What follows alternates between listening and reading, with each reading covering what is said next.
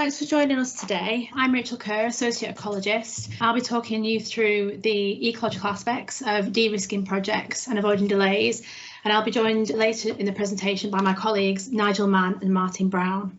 So for ecology, we're going to look at a few examples of the survey types that are most seasonally constrained, and we're also going to consider some recent updates to species mitigation licensing, which can allow greater flexibility to programmes. In ecological consultancy, we assess potential impacts from a proposed development on protected species and habitats, and this should cover all phases of a development, including site preparation, construction, operation and decommission.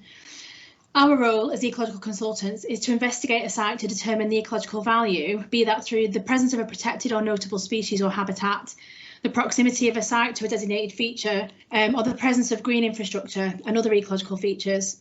And once we've completed these investigations and established this, we then provide clients and colleagues with advice on how to avoid and minimise and also mitigate impacts, and how to restore, enhance and protect habitats and species.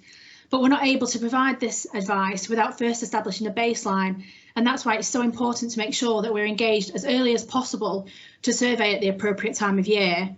Many, if not all, ecological features will have an optimum window for surveying or mitigating, and so consideration of timing at an early stage is critical to avoid costly delays. Why do we need to consider ecology? So the main drivers of legislation, so non-compliance can result in fines, custodial sentences, confiscation of equipment and damage to company reputation. So on the slide we've got the three main pieces of legislation. So the first one is the Conservation of Habitats and Species Regulations 2017. So this is also known as the Habitat Regs. So this ensures that the various provisions of the EU Habitats Directive are transposed in a clear manner. Secondly, we've got the NERC Act, and this places a legal duty on all public bodies to conserve biodiversity. And it's also a useful tool to encourage positive enhancements to biodiversity through design. And then finally, the Wildlife and Countryside Act. So this is the principal mechanism for the legislative protection of wildlife in the UK, covering a range of birds, animals and plants. So we'll take a look at a few of the protected species and their habitats. So this isn't a definitive list, it's just to highlight those species that you're most likely to come across. Obviously, your ecologist will be able to advise you on which protected species you're likely to encounter on your sites. So first of all, we've got great crested newts. So great crested newts are in decline due to habitat loss. They spend most of their life on land in their terrestrial phase, but they do require ponds and aquatic habitat to breed. Then we've got bats, again decline due to habitat loss and fragmentation of habitats, but also land management practices which reduce suitability of foraging habitats. We've then got dormice, so these hibernate for much of the year and they live in woodland, hedgerows and spend a lot of their time up in branches, and therefore they're highly susceptible to any sort of habitat loss or fragmentation because they don't come down to the ground regularly. Then we've got otter. Otter have declined due to persecution and habitat loss. They're dependent on clean river and stream habitats, and so are highly susceptible to pollution events. Similarly, white-clawed crayfish. Again, these are in decline due to loss of suitable habitat and pollution events, but also because of non-native aggressors, so the American signal crayfish. And then finally, in the bottom corner is natterjack toads. These are extremely rare. These are vulnerable again to habitat loss and changes, and are found at just a handful of coastal locations in England and Scotland. So these ones are UK protected species specifically. So we've so badgers, they've got their own piece of legislation, the Protection of Badger Act 1992. So this protects them and their sets from harm and disturbance. Then we've got water voles. So these are Wildlife and Countryside Act species. Water vole, which is under threat from habitat loss and predation from the non-native American mink. We've got reptiles, again, highly susceptible to habitat loss and fragmentation. So in particular, this is an adder, but there's also the European protected species sand lizard. Then we've got red squirrels, so our native species that are under threat from grey squirrels. So because the grey squirrel carries a squirrel pox virus, which is fatal to red squirrels, but also red squirrels suffer from habitat loss, fragmentation and changes in land use. And then finally, nesting birds. So these are protected from intentional harm and disturbance.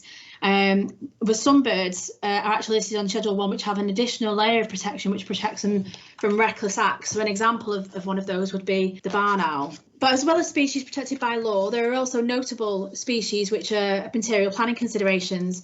So these species are listed by the NERC Act, which, if you recall, places a legal duty on all public bodies to conserve biodiversity. So each local authority will have a biodiversity action plan, or a BAP, And this is an internationally recognised programme which addresses threatened species and habitats, which is designed to protect and restore biological systems. So on the slide we've got common toad, a hedgehog, and then an example of a woodland, but it applies to watercourses, wetlands and grasslands too. There's also invasive species to consider. These also have optimal survey windows, but also optimal windows for treatment. So that can have an impact on your programme of works due to the methods of control that might be required. So typically invasive plant species can take up to 3 years to treat with a herbicide, and these treatments can only happen at certain times of year to fit with a particular life stage of the plant. So i.e. you have to apply your herbicide at a growing stage before plants start to flower, for instance. So on the slide there we've got an example of Himalayan balsam, so that's the one with the pink flowers. This has pods which explode and can spread the seeds out up to 7 metre radius. Then you've got Japanese knotweed in the middle, which I'm sure everyone's familiar with. And as you can see on the slide, it can grow up through concrete and cause real serious issues. And then finally, giant hogweed on the end, which is it's actually photoreactive and can give quite nasty chemical burns. So now we've had a brief run through the species and habitats that you might come across. We'll have a look at the importance of timing for the planning of surveys. So a copy of this calendar is available upon request, and details of how to obtain it are provided at the end. So surveys are required to support planning submissions and will not usually be conditioned when providing baseline information. In some instances, you may find that a survey, such as a pre-construction survey, could be conditioned, for example, if you had to do a badger check. However, this would only happen where there's sufficient information available at the baseline stage in the first place. So our main issues revolve around the seasonality of what we do, and many clients can become stuck by not considering or even ignoring ecology until they're asked for it by their planning officer. And then if it's at the wrong time of year to undertake the work, this usually results in significant delays and costs. For example, if you look at the calendar second up from the bottom, we've got great crested newts there. So you can only survey for great crested newts during their breeding season, because that's when they're active and that's when we know where they are. They're going to be in the ponds. So this can only happen between mid-March and mid-June. We can't survey for GCN during the winter months, so they're not active then and they're hibernating. Similarly, surveys for breeding birds can only occur during the spring when breeding activity is at its peak, and wintering and passage bird surveys can only occur at those corresponding times of year, such as the spring passage and autumn passage periods. So they're just at the top of the calendar. So a typical run through of the ecology season. So spring's an excellent time to begin initial investigations. So that would be starting off with a phase 1 habitat survey. This is your first look at the ecological value and potential receptors on a site. Other surveys in spring would include great crested newts and breeding birds, as I've just mentioned. In the summer, so this is usually the best time of year for us to undertake botanical surveys, as all the flowers and plant parts are likely visible. And also invertebrates and bats are surveyed over the summer. Furthermore, summer is a time of year when works which might affect a badger set are undertaken. So it's important to note that it's not only surveying which is seasonally constrained, but also mitigation works too, which we'll come on to later. Autumn, this signals the end of most survey periods, with bats and reptile surveys coming to a close, including mitigation that you might be undertaking for great crested newts, for example. So all these start to wind down as the colder weather begins to set in. But one thing to be aware of in autumn when you're planning surveys is that the weather can be extremely changeable, and therefore you need to make sure that surveys are scheduled with contingency in mind to make sure that essential submission dates can be met and any setbacks accounted for. So during the winter, many species are in hibernation or they're not present, and that's why a lot of the time we can't do some surveys in winter at that time of year. However, some species can still be found. So in particular, wintering birds, you can only survey for wintering birds in the winter. And in fact, it's easier to survey for badgers in the winter as vegetation's lower. And it's easier to assess trees from the ground for bat roost potential, because there's no foliage in the trees as well, so it makes those features much easier to identify. So we'll have a look at some specifics for critical timing. So the first one being phase 1 habitat surveying. So completion of a phase 1 habitat survey, this is the key initial piece of survey work that's required, sometimes the minimum survey required, depending on the findings to support a planning application. So the findings of this survey will highlight the suitability of the site to support protected species, and as such determine the requirement for further species specific surveys. It's therefore an essential part of establishing the programme for the timing of planning submissions. So the optimum survey window for a phase 1 habitat survey is April to September, as this is when most flowering species can be readily identified, as noted on the previous slide, but also many signs of activity for protected and notable species are visible also. Of course, phase 1 habitat surveys can be undertaken outside of this window, but you could find that you've not got enough information to record the necessary level of detail, and then you might find yourself having to go back and do a repeat survey. So example, if you were looking at botanicals specifically for species-rich grasslands, for example. So critical timing with birds. So this is another one, a particular constraint that many have probably come across, because you get, any site that's got trees, woodland, hedges or scrub, you're going to potentially have birds nest in there. But of course, you've also got to be aware of the fact that you can get many birds that are ground nesting species as well, that like to nest in scrapes on the ground or tufty grass. So in general, the bird breeding season runs from March through to the end of August, early September, depending on the species that are present. Most birds will have more than one breeding attempt in a year, and so this issue is pretty much happening throughout the spring and the summer.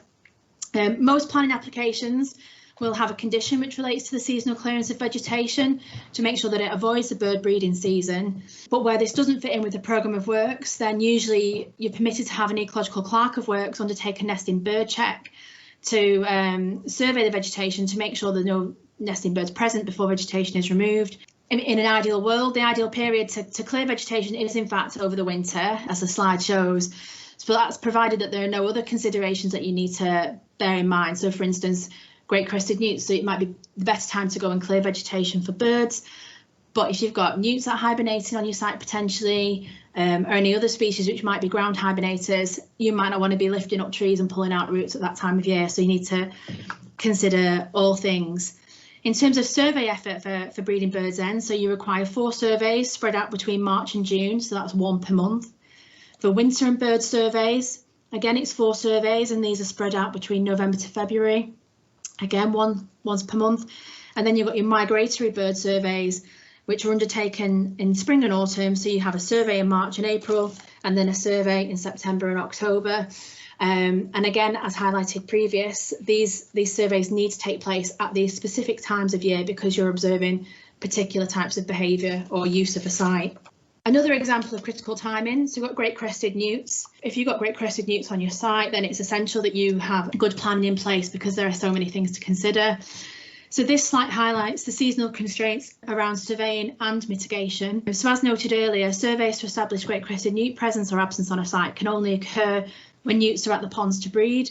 If you've got a site where you only consider newts in August, you'll find that you'll need to wait until the following spring to determine whether they're there or not, because you can only do the surveys from March onwards. Similarly, if you've got a site that requires a translocation for newts, so that's moving newts from one area to another, you'll not be able to do that during the winter, as that's the time of year when newts are hibernating. And if you were to disturb any animals during this period, it would result in injury or death.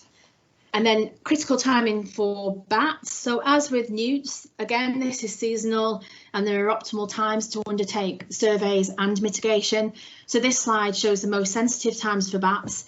So you've got the hibernation period and also the maternity period. So as such, the timing for surveys and mitigation have been designed to reflect these sensitive periods. So emergence surveys for bats, that's when you're observing bats entering and exiting roosts. So these take place during the bat's active season, so that's between May and August, and also because you've got the most chance of identifying whether there's a maternity roost present at that time as well. If you've got bat activity surveys, depending on the value of your site, whether it's low, medium or high, you may be required to undertake surveys on a monthly basis or a seasonal basis. So that's through April to October. If you do require monthly surveys and you do require a full set of the surveys, that's 7 months worth of surveying to programme in to allow for. And so if you don't account for this, you may find that you've got delays whilst you wait for those windows to reopen and you can continue surveying. Building inspections for bats, so they can take place, and similarly with tree climbing, they can take place at any time of year. But again, these would be subject to suitable weather because rain can wash away evidence of occupation. So we're going to look at some case studies next. So this first one is for nesting birds. So as you'll recall from the earlier slide, birds and their nests are protected in the UK under the Wildlife and Countryside Act. So this case study, this is from early this year. So we had a site and works were halted in March as a result of the COVID lockdown and the restriction to movements. And whilst the site's been inactive, it's transpired that birds have actually established nests. So I don't know if you can see on the slide, but in the bottom right hand corner, there's a little scrape there and there's 3 eggs in it. So the client was getting ready to reopen the site in May, and as such we went to site just to do a quick check to make sure that everything was in order, and we came across this nest here. So our recommendation then, to ensure that legislation is observed and that the client doesn't commit any offences, is to set up an exclusion zone around the nesting location until the young have fledged. In terms of the delay that this has to the programme, so the incubation period for these particular species, so we had oyster catchers and herring gull on site, is 20 to 30 days to incubate, plus 24 to 40 days to fledge. You're looking at two-month delay. So we've been going back and doing regular checks on this nest, and it's coming to a point now where the site can actually reopen, even though it was ready to reopen in May. So therefore, nesting birds are something to consider if you have had a site that's been inactive during this period of restricted movement. And so we would recommend that you be looking at doing updated survey efforts, or at least an ecological clerk to walk over the site, just as a best practice. Another case study we've got for Great Crested Newts. So this slide sets out a case study where GCN surveys were not commissioned within the optimum survey window. So that was, they missed the window of April to May. And instead eDNA surveys were relied upon, and they were completed at the end of the survey window, so that would be June. So the eDNA result actually came back positive and confirmed that Great Crested Newts were present, and therefore, in accordance with guidance and best practice, the requirement is then to complete full population surveys. However, because it's been left till June, there's not enough time to actually do those population surveys, and the client is having to wait until next year, till March. So that's a delay of 9 to 10 months until the next survey window, plus a further 2 months to allow for a survey to be completed. So it's looking at almost a 12-month delay to the submission. So whilst eDNA survey techniques, it's a useful tool, and comparatively on costs, it's cheap. Use of it needs to be considered carefully, and you need to discuss this with your ecologist as early as possible. So we'll take a look at mitigation licenses. So traditionally, to secure a Newt licence, you'd need to have up-to-date survey data, so that's 6 to 8 weeks to allow for data collection. You're then looking at preparing your licence application. So with all that involves, you're looking at around, and with Natural England's period to determine the licence application, you're looking at around 10 weeks to secure a licence. You'd also be required to provide mitigation, such as new ponds and high binocular, and that's usually in advance of a translocation. You also need to note down optimum times to create a pond, so you might need to replace ponds, and there are only certain times when it's suitable to create those, and then you need to allow them to establish before they can be considered suitable for use for Great Crested Newts. Similarly, if you've got planting that's going on in a receptor area, there might be a particular time of year when your planting needs to occur, and you might even need to consider whether you've got Great Crested Newts present in your receptor area already, and therefore you need to time those works to avoid impacts on them as well. Once you've got your receptor area enhancements programmed in, then there's actually completing the translocation, which can take 30 to 90 days depending on your population size. And only once that's been completed can you hand the site over for construction to commence. So all in all, it can take anywhere from 6 to 12 months to do everything that's required, and that's without any hiccups, to apply for a license, to secure a license, carry out your habitat works, carry out your trapping works. So the traditional route, whilst thorough, it is complex, and therefore it does require good planning and a really good awareness of all the timing that's involved. However, so Natural England, so due to the amount of time and effort and the resource that's been required to address the Newt licensing using the traditional approach, Natural England have undertaken a review of this process, and they're trying to make improvements by trialling a new district level licensing system. So current studies show that the amount of money that's been spent on upfront GCN survey mitigation, it can actually outstrip that's spent on the habitat management by 7 to 1. So a lot of the finance is concentrated at the front end, so it's securing the license, trapping out the site, putting in all the fencing, and there's not much left over for the habitat management and the monitoring, which is arguably the most important aspect of it at the other end. And also the resources are all being concentrated on an individual site basis, but yet at a landscape level, GCN are still being in decline. So NE've developed this new approach to licensing. It's only currently available in a number of areas, as highlighted on the slide. So because this new landscape approach, it provides a better overview for GCN distribution, for habitats and the effects on the favourable conservation status. It actually means that no specific GCN survey is required to support planning if you use this approach. So this enables local planning authorities to take account of GCN at an earlier stage to allow for strategic planning and foresee and avoid potential impacts. And also because district level licensing concentrates on strategic habitat located in areas to maximise the benefit for GCN and improve connectivity, it means that mitigation doesn't have to be included within the red line boundary. And it's instead provided off-site by a third party in areas that have been specifically selected to achieve conservation objectives. So then that also means that there's no requirement to install fencing and trap sites out. So the feedback so far on use of this tool, this new district level licence, is that it's simple, quick to apply and use, no time constraints for works, enables better forward planning. You have certainty from the start, fixed cost known at an early stage, and there's no risk involved with delays that might happen due to weather or changes of staff or change of plans on site, etc. So, but obviously, again, you'd need to discuss this with your ecologist for which approach would be the right one for your particular site. So mitigation licenses and bats. So similar with Newts, there's a traditional licensing process for bats, but there's also there's a shorter license, if you like, that's currently recently been developed. And again, this licensing always requires good planning and communication with your ecologist. So again, this is like 6 to 8 weeks to collect all your survey data.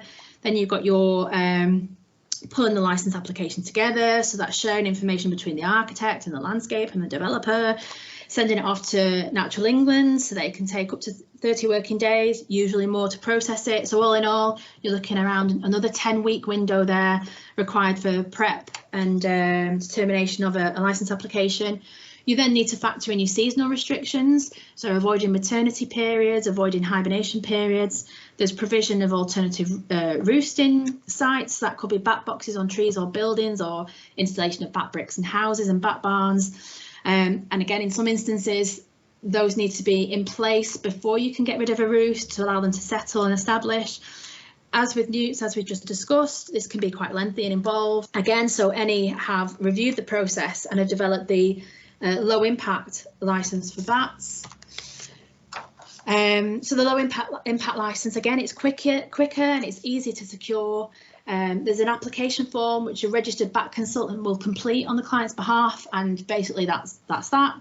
It's cheaper because there's a fixed fee. It's useful for shorter projects such as barn conversions, but it's worth noting that it can only be used on low conservation roosts. It's also a really useful way of addressing any unexpected findings. So if you find drop-ins where previous surveys haven't, that it provides a workaround for that. And because it's low conservation value roosts, there are no limitations on the timing of the work, so you don't have to worry about those maternity or hibernation period restrictions. And again, because it's meant to be quicker and faster, you can apply for it 3 to 12 weeks before you start works, and then the work's completed within 6 months. So it's really a welcome addition to the licensing process. However, obviously you still need to have the planning permissions in place, and you will still need to have collected all your survey information up front.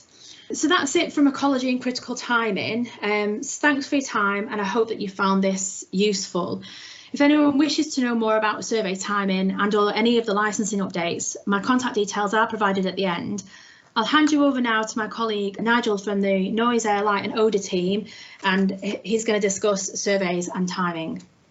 So in terms of noise and air quality, there are some other time constraints that we need to think about. Starting with air quality, the diffusion tubes and the monitoring that is normally undertaken is by a local authority, but if there isn't enough nearby monitoring, we have to get ideally up to 12 months worth of monitoring because it's affected by season.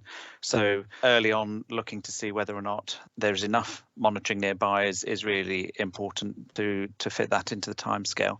Sometimes we can get that down to 3 months rather than 12 months and sort of apply a seasonal factor, but ideally they need to go out. They're fairly low cost as well, so it's always advisable to get the air quality surveys done fairly quickly. So it really just depends on the risk to the site, so whether it's in an air quality management area or whether it's close to a very busy road or airport or something like that. So for air quality, it's important to try and get that thought about quite early, but then it's not a big undertaking.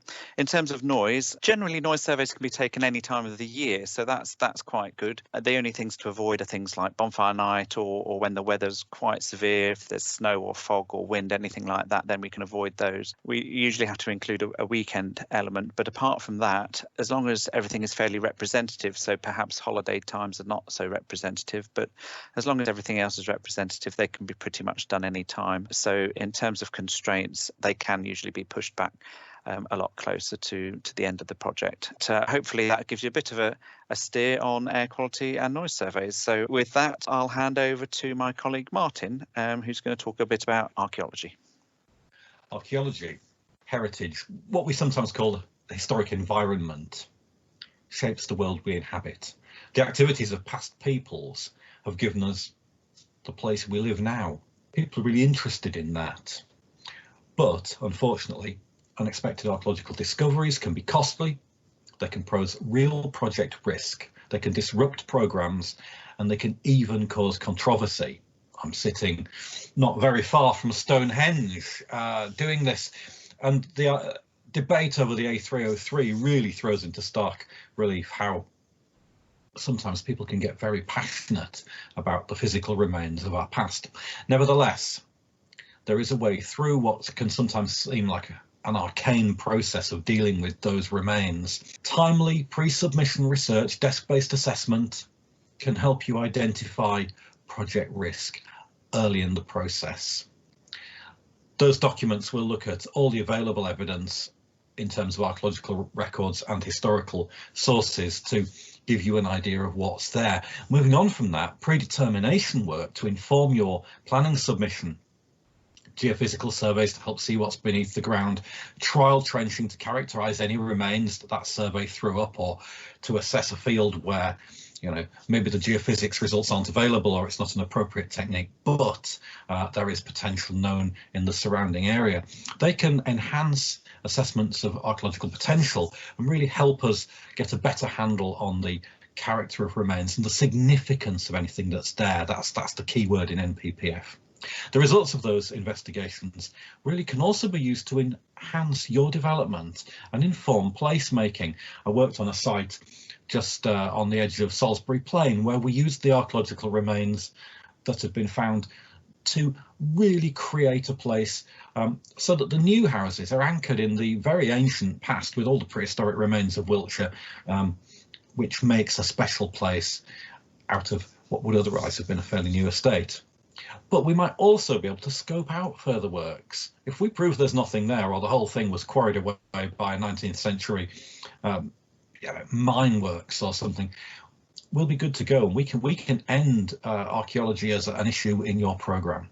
If not, yes, you may need to do works, but we will secure an agreed proportionate programme of works, post-consent, mitigation, so that everything is dealt with appropriately, and we can get that with the planners, so you can plan and programme accordingly, and of course, importantly, budget. So WYG archaeology, identifying risk, managing that risk and mitigating it without delay, and helping you through the sometimes slightly confusing world of dealing with the material past. Thank you.